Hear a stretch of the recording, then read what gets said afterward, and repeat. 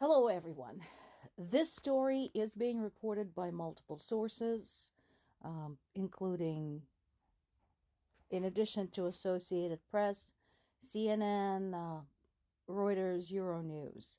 Now, before everyone starts hollering, aha, aha, we knew Ukraine was corrupt and we shouldn't send aid to it. Let's break this down. First of all, yes, 40 million meant a lot to Ukraine.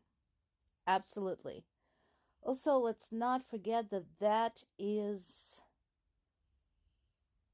1,000th of the money US sent in 1 year to Ukraine. Second, and that is the more important point, at least people involved in this corruption have been identified.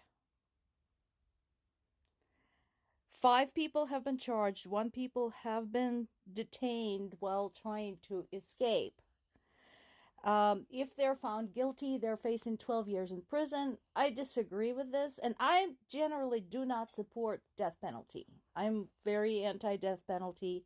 But in this particular case, when somebody is found to sabotage their own country as it's fighting for its survival, I think they should be tried as war criminals and dealt with accordingly. Something else I would like to point out: corruption exists everywhere. That is the fact, sadly. Humanity apparently has not developed yet to a level where people would not do unimaginable things for money.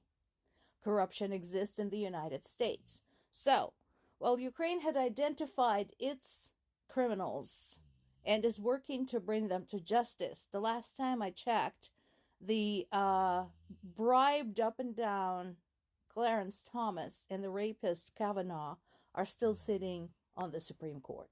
So, before you start screeching about corruption, let's put it into perspective. Meanwhile, the war continues. The story about the plane crash is still investigated. Again, there's not much to investigate. There's only things that we can kind of piece together, what we see and what we don't see. Considering Russia had snatched up the black boxes from the crashed airplane, we're probably never going to see that data ever again. They're going to either say that the boxes disappeared or were lost, or the data was corrupt, or that the data supports what they said. One of the worst things, of course, for people in Ukraine is that Russians have alleged to have carried POWs on board. And of course, those POWs have loved ones in Ukraine, have families. As of right now, Ukrainian officials are saying Russia provided no credible evidence to prove that Ukrainian POWs were on board that plane. The Ukrainian agency that specifically deals with POW exchange said that Russia had provided the list of 65 POWs who were supposedly on board with great delay. Now, think about it. Russia claims that the prisoner exchange was all arranged. Meanwhile, the Ukrainian side of it basically knew nothing about it. How can it be all arranged if the other side has no idea who is involved?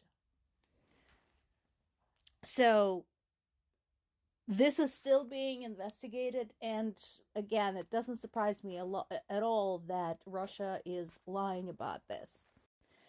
Meanwhile, of course, Ukrainian officials are trying to reassure the friends and families of the POWs, basically trying to give them some hope. Of course, it's hard to hope for anything when your loved one is in Russian custody, again, based on the evidence from those POWs who did come back to Ukraine, the treatment is horrific. They're beaten, tortured, sexually assaulted. Basically, every known and unknown convention in treatment of POW is violated by the Russians.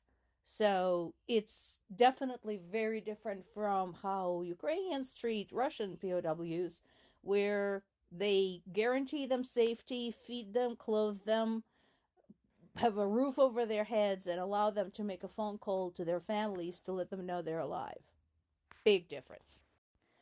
This types of stories continue popping up in the news stream that Russians are attacking, sabotaging the enlistment offices and enlistment officers. We talked about the latest case where a man was sentenced to 19 years in prison for shooting an enlistment officer, but this keeps happening. Apparently, there have been 220 attacks on the offices since the start of the invasion in Ukraine, so in 2 years.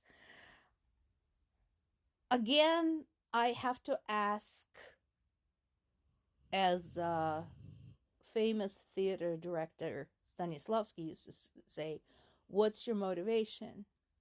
Because, again, there's a big difference between just minding that your own child or brother or spouse goes to war and an objection to the war as such. I watched a small clip yesterday.